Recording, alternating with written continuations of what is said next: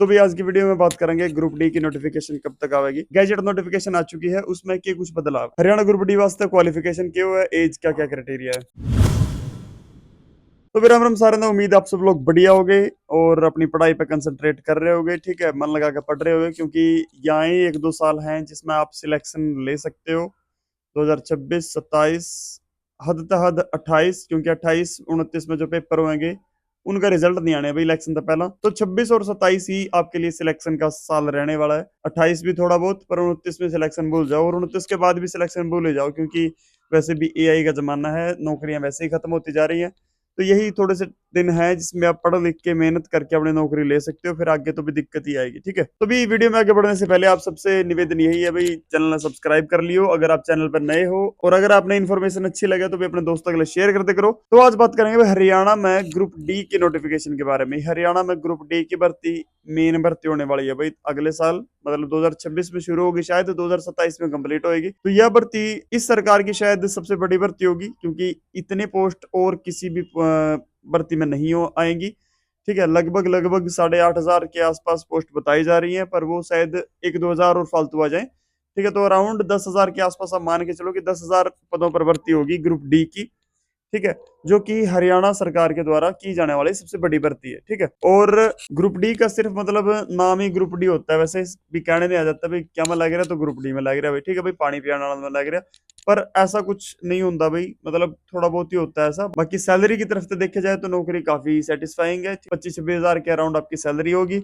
और अगर ड्यूटी नजदीक आ जाती है तो उस पर की तो बात ही नहीं भाई। ठीक है, अगर ड्यूटी 5-7 किलोमीटर के एरिया के अंदर आ जाए तो मतलब वो तो बेस्ट चीज हो जाएगी, क्योंकि गवर्नमेंट जॉब में अगर 5-7 किलोमीटर के अंदर आप नौकरी कर रहे हो ना, तो मतलब स्वर्ग में आए हो आप। ठीक है, तो भी हरियाणा ग्रुप डी की गैजेटेड नोटिफिकेशन जो है वो आ चुकी है 2-3 दिन पहला। मतलब इसमें चेंज क्या है, यह एक नोटिफिकेशन सरकार के द्वारा रिलीज करी जाती है किसी भी भर्ती को करवाने से पहले, ताकि वो उसके नियमों को अच्छे से प्रकाशित कर सके। ठीक है, नियम में क्या बदलाव किया गया भी, सोशियो इकोनॉमिक के जो 5 नंबर मिलते थे वो भी काटे गए। ठीक है, पहले जो पेपर था 95 का था, अब जो पेपर है वो 100 का होगा भाई, 100 नंबर का पेपर आएगा। और 100 नंबर में ही उस दिन उस एग्जाम में जिसका भी लक चल गया भाई, जिसके भी 100 में से 82, 3, 4, 5, मतलब 80 के अबाउ जो सेट कर गया ना उस एग्जाम में, तो वो सिंगल एग्जाम से ही गवर्नमेंट जॉब ले जाएगा। ठीक है, ये आया है इस गजेटेड नोटिफिकेशन में। इस नोटिफिकेशन में इसके अलावा ग्रुप डी का सिलेबस जो है वो क्लियर किया गया है भाई। ठीक है,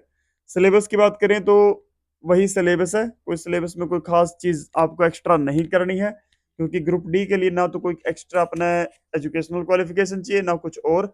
सिंपल सा सिलेबस है इसका। हरियाणा जी की आएगी 25% की।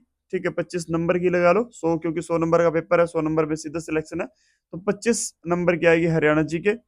इसके अलावा बाकी जो इंडियन जी के, इंडियन करंट, बाकी जो पॉलिटी, हिस्ट्री, जो भी सब्जेक्ट बच गए, हिंदी इंग्लिश वगैरह जो भी सब्जेक्ट बच गए, वो बाकी के 75% में आएंगे। ठीक है, तो भी ज्यादा हार्ड सिलेबस नहीं है। नॉर्मल सा बच्चा अगर 5-6 महीने ढंग से तैयारी कर लेता है तो हरियाणा में ग्रुप डी में लग सकता है वैसे, पर गारंटी नहीं है भाई, क्योंकि लास्ट टू लास्ट टाइम जब एग्जाम दिया था, एग्जाम हुआ था ग्रुप डी का, वैसे तो मैंने फॉर्म नहीं भरा, पर जो मैंने एग्जाम देखा वो काफी अच्छे एग्जाम थे, काफी अच्छे क्वेश्चन उसमें आए गए थे। और कट ऑफ भी, ग्रुप डी की कट ऑफ भी जो है वो काफी हाई रहती है, क्योंकि बेरोजगारी ज्यादा है भाई। कट ऑफ भी मतलब ऐसा नहीं है भी कि ग्रुप डी है कि 50-55 पे लग जाएंगे, नहीं, क्योंकि हरियाणा में ना तो नेगेटिव मार्किंग होती और ना ही और कोई तरीका है। कंपटीशन ज्यादा है, बेरोजगारी ज्यादा है, इस वजह से जो कट ऑफ है वो ज्यादा ही रहती है थोड़ी सी। पर आखिरकार वही बात है, जो भी बच्चा मेहनत करेगा अच्छी, 8-10 घंटे की पढ़ाई जो कर रहा होगा, 5-6 महीने अगर वो डट के पढ़ाई कर लेगा, तो मेरे ख्याल से सिलेक्शन हो जाता है भाई। ठीक है, अनलेस और अनटिल कि आप बिल्कुल ही डम्ब ना हो। ठीक है, मतलब जब भी आप गए गुजरे ना हो, नहीं तो अगर अच्छा सा थोड़ा पढ़ने वाला बच्चा है ना, तो 8-10 घंटे की स्टडी अगर वो 6-7 महीने से रेगुलर कर रहा है, तो मेरे ख्याल से सिलेक्शन वो ले जाएगा। ठीक है, इसके अलावा बात करो भाई नोटिफिकेशन की। नोटिफिकेशन कब तक आ जाएगी, देखो गैजेटेड नोटिफिकेशन आ चुकी है। ठीक है, 2 दिन पहले आ गई थी, आज मैं जो वीडियो शूट कर रहा हूँ उससे 2-3 दिन पहले गैजेटेड नोटिफिकेशन आ गई थी। और इससे पिछली वीडियो में मैंने बताया था कि नोटिफिकेशन हो सकता है कि फरवरी के लास्ट तक आ जाए। अब क्योंकि गैजेटेड नोटिफिकेशन भी आ गई है, तो जो मेन नोटिफिकेशन है, जो कि भर्ती के रिगार्डिंग नोटिफिकेशन है, वो हो सकता है कि फरवरी के लास्ट तक वो आ जाए। ठीक है, क्योंकि मेरे ख्याल से तैयारी पड़ी है वो बिल्कुल, और सिर्फ अपलोड करने की देर है, वो फरवरी के लास्ट तक अपलोड हो जाएगी। और जैसे ही वो अपलोड होगी उसके 10 से 15 दिन के अंदर अंदर आपके फॉर्म भरने स्टार्ट हो जाएंगे। ठीक है, फॉर्म के लिए आपको कम से कम भी 20 दिन का समय मेरे ख्याल से जरूर दिया जाएगा, क्योंकि ग्रुप डी में अप्लाई करने वाले बच्चों की संख्या ज्यादा रहने वाली है। ठीक है, कम से कम भी हरियाणा पुलिस के फॉर्म में लगभग 3 लाख के आसपास, 2.5-3 लाख के आसपास बच्चों ने भरे हैं।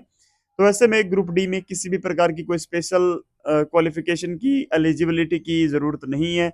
ना हाइट का क्राइटेरिया है, ना वेट का, मतलब और ना ही एज का क्राइटेरिया है, क्योंकि एज भी काफी 42 तक वैसे एज होती है। तो मतलब कोई कोई क्राइटेरिया है ही नहीं। तो ग्रुप डी में as compare to Haryana police बच्चे या नंबर ऑफ कैंडिडेट्स की संख्या ज्यादा रहने वाली है।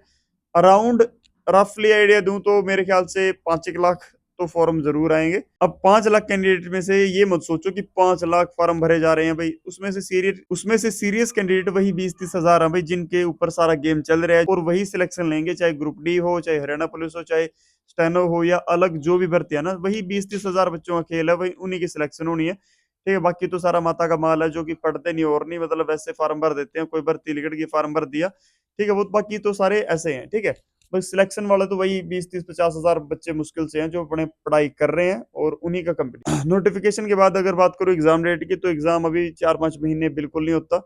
ठीक है, कम से कम भी गर्मियों में ही एग्जाम होगा। होगा तो लास्ट में होगा मेरे ख्याल से। अगर कम से कम से मैं मानूं तो जून से लेकर अगस्त सितंबर तक, अक्टूबर भी हो सकता है कि एग्जाम होने में कितना टाइम तो आपको मिलेगा। ठीक है, अभी फिलहाल फरवरी चल रही है, अगर आप अक्टूबर तक एग्जाम ना माने, एग्जाम सोचें कि अक्टूबर तक एग्जाम होगा और उस हिसाब से पढ़ाई करें, तो मेरे ख्याल से इनफ टाइम है कि आप अच्छे से पढ़ाई कर सकते हो और सिलेक्शन ले सकते हो। ठीक है, सिलेक्शन प्रोसेस की बात करूं भाई, तो इसमें सिलेक्शन प्रोसेस बिल्कुल इजी रहने वाला है। ठीक है, सबसे पहले आपका एग्जाम हो जाएगा। एग्जाम मतलब सबसे पहले नोटिफिकेशन आ जाएगी, नोटिफिकेशन आ जाएगी, उसके बाद आप फॉर्म भर लेना। फॉर्म भरने के बाद फॉर्म क्लोज हो जाएंगे, फिर होगा आपका एग्जाम। एग्जाम में जो भी 100 में से अच्छा स्कोर करेगा, तो उनको बुला लेंगे डॉक्यूमेंट वेरिफिकेशन के लिए। डॉक्यूमेंट वेरिफिकेशन करवाने के बाद कुछ दिनों बाद लिस्ट आ जाएगी आपके फाइनल सिलेक्शन की। बिल्कुल सीधा सा सिलेक्शन प्रोसेस है। और फाइनल सिलेक्शन के बाद भाई हल्का फुल्का मेडिकल होता है, वो नाम आता ही है। ठीक है, ऐसा कोई खास आपका चेकअप वगैरह नहीं होता। ठीक है, तो बिल्कुल सीधा सा सिलेक्शन प्रोसेस है, इसमें ना कोई तू तू ना मैं, बिल्कुल आसान सा सिलेक्शन प्रोसेस है, ज्यादा ऊंच नीच वाली बात ही नहीं है इसमें। तो ठीक है, इसके अलावा दोस्तों सिलेबस के बारे में मैंने आपको बता दिया भाई। सिलेबस 25% हरियाणा जी की होगी, 75% में बाकी सारा जो सिलेबस होता है, Hindi, English, math, science, reasoning जो भी होता है, बाकी सारा वो 75% के अंडर आएगा। ठीक है, डिटेल्ड सिलेबस की अगर आप कहोगे तो बता देंगे भाई। बाकी मेरे ख्याल से जो भी बच्चा तैयारी करता है उसको पता ही है भाई ये सिलेबस है। ठीक है, तो वही है, बिल्कुल नॉर्मल सा, कोई भी चीज आपको फालतू पढ़ने की जरूरत नहीं। ठीक है, लास्ट में गैजेट नोटिफिकेशन, मतलब गैजेटेड नोटिफिकेशन आ ही चुकी है, वो मैंने आपको बता दिया भाई। इसमें कोई ज्यादा चेंज हुआ नहीं है, सिर्फ सोशियो इकोनॉमिक के नंबर उड़ाए गए हैं। ठीक है, वो काटे गए हैं। ठीक है, लास्ट बात करता हूँ, तो एलिजिबिलिटी की, एज की एलिजिबिलिटी और क्वालिफिकेशन क्या रहने वाली। देखो, क्वालिफिकेशन में कोई खास आपको तीर नहीं मारने हैं, सिर्फ आपने 10वीं करी होनी चाहिए, कैसे भी करी होनी चाहिए, बस 10वीं के पास हो आप, मतलब मैट्रिक करी होनी चाहिए आपके पास, 10वीं की जो आपके पास डीएमसी होती है वो होनी चाहिए, और आप हरियाणा में ग्रुप डी में लगने के काबिल हो। ठीक है, एज की बात करूँ तो 18 से 42 एज रहने वाली है। और इसके अलावा भाई एज रिलैक्सेशन देखने को मिलेगा हर एक कैटेगरी के लिए। जनरल कैटेगरी को छोड़कर हर एक कैटेगरी के लिए आपको एज रिलैक्सेशन देखने को मिलेगा। कोई भी कैटेगरी हो, एससी हो तो 5 साल के लिए, ईडब्ल्यूएस को 3 साल के लिए, ओबीएस वगैरह कैटेगरीज को 3-3 साल के लिए एज रिलैक्सेशन देखने को मिलेगा। ठीक है, तो भी हर वो व्यक्ति जिसने 10वीं कर रखी है और उम्र 18 से 42 साल है, रिजर्व कैंडिडेट्स की 45 साल तक है, तो वो हरियाणा में ग्रुप डी के लिए एलिजिबल है। और आप देखोगे भी कि आपके उम्र से काफी बड़े, आप तो 18-20-25 साल के हो गए, आपके चाचे चाचे काके भी फार्म भरते अपने दिख जाएंगे। ठीक है, वो है कई बार कि जितना गांव में बेरा पटा नहीं भाई, ग्रुप डी के फार्म निकल रहे हैं, तो सोचा भाई भर दिया भाई।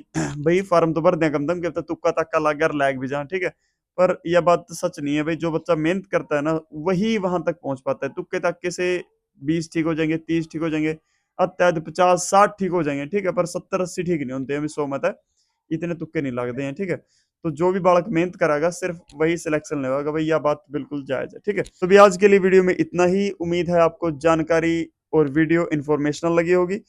और अगर वीडियो पसंद आई हो तो लाइक कर देना, अपने दोस्तों के साथ शेयर कर देना।